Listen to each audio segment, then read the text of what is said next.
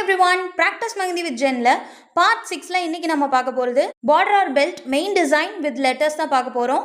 இன்னைக்கு first நான் ஒரு 5 lettersக்கு explain பண்ணிடுறேன். நேத்து நம்ம பார்த்த மாதிரியே first ஒரு border frame பண்றதுக்கு first ஒரு thick line, so thick line போடுறதுக்கு முத ஒரு line போட்டுட்டு அடுத்து பக்கத்துலயே ஒரு line போட்டு ஒரே பைப்பிங்ல நம்ம fill பண்ணனும். next ஒரு single line, அடுத்தது line plus humps. இதுதான் நம்ம first மேலையும் கீழையும் நம்ம போடக்கூடிய பார்டருக்கு மெயினாக இருக்கக்கூடியது. சென்டரில் நம்ம மெயின் டிசைன் கொண்டு வருவோம். லெட்டர்ஸில் ஃபர்ஸ்ட்டாக நம்ம பார்க்க போகிறது யூ தான். பிக் ஹம்ப்ஸ் மாதிரியே இருக்கும், பட் அதில் ஃபில் பண்ணிவிட்டு நீங்கள் இருக்கக்கூடிய லாஸ்ட்டாக இருக்கக்கூடிய எட்ஜஸில் கீழே இருக்கக்கூடியதை வந்து நீங்கள் ஃபில் பண்ணுற மாதிரி வரும்.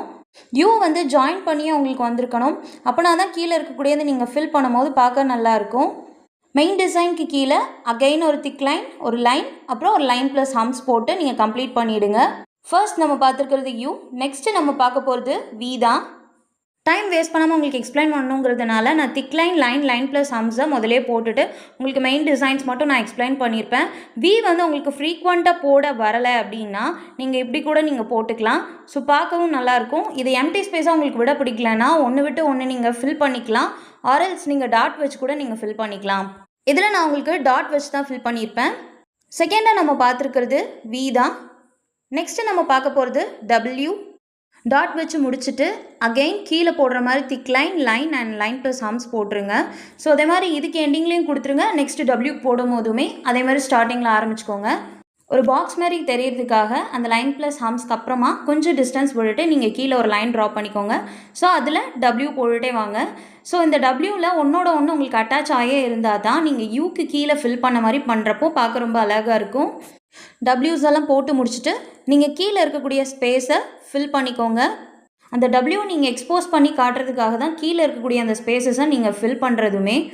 மேலே போட்ட மாதிரியே கீழே அகைன் போட்டுட்டு நெக்ஸ்ட்டு டீக்குமே அதே மாதிரி ஸ்டார்ட் பண்ணிவிடுங்க. நெக்ஸ்ட்டு நம்ம பார்க்க போகிற மெயின் டிசைன் டி லெட்டர் வச்சு தான். அகைன் டீக்கு நீங்கள் ஒரு திக் லைன் ப்ளஸ் ஹம்ஸ் கொடுத்துட்டு பாக்ஸ் மாதிரி தெரியறதுக்காக கொஞ்சம் டிஸ்டன்ஸ் விட்டுட்டு நீங்கள் இன்னொரு லைன் ட்ரா பண்ணிக்கோங்க. ஃபர்ஸ்ட் எடுத்த உடனே டீயை தலைக்கீழே போட்டுக்கோங்க, அப்புறம் ஸ்ட்ரைட்டாக கீழே ஒன்று, மேலேருந்து கீழே ஒன்று ஸ்ட்ரைட். ஃபோர்த்து டிசைனாக நம்ம பார்த்துருக்கிறது லெட்டர் டி வச்சு தான்.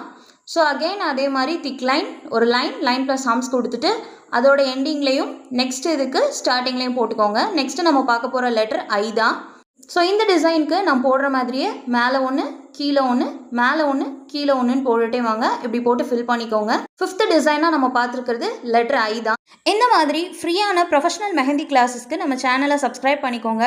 Stay positive. Bye, take care.